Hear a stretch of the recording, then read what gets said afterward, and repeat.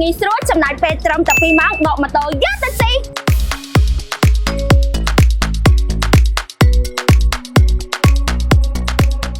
ស្នោបងរំលោះងាយស្រួលធ្វើការបានចាប់ពី1ខែឡើងទៅមានអាយុចាប់ពី18ឆ្នាំអាចកាន់ឯកសារមកស្នោបងរំលោះបានជាមួយនឹងហាងលក់ម៉ូតូរតចិនហេឯកសារស្នោបងរំលោះមានជាអ្នកហោះស៊ីលក់ដូរអត្តញ្ញាណប័ណ្ណសិភៅគ្រួសារជាអ្នកធ្វើការអត្តញ្ញាណប័ណ្ណសិភៅគ្រួសារការការងារជាកាស្រេចម៉ូតូរតចិនហេមានបងរំលោះម៉ូតូអូតូជាច្រើនដូចជា Honda Vario Honda Click Honda Scorpio Honda Beat Honda ADV Suzuki Next និងប្រភេទម៉ូតូអូតូជាច្រើនផ្សេងទៀត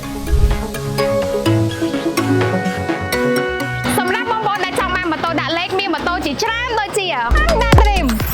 Honda Winner Yamaha Omni King និងមានម៉ូតូផ្សេងជាច្រើនទៀត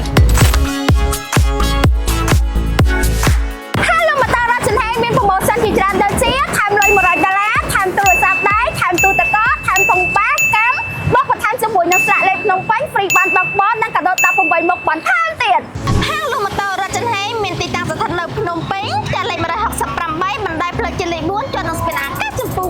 ដូច្នេះបើសិនជាបងប្អូនចង់បានម៉ូតូដែលល្អមានការធានាត្រឹមត្រូវការបង់រំលោះងាយស្រួលមានកាដូជាច្រើនកុំភ្លេចជាមួយនឹងហាងលក់ម៉ូតូរតចិនហេ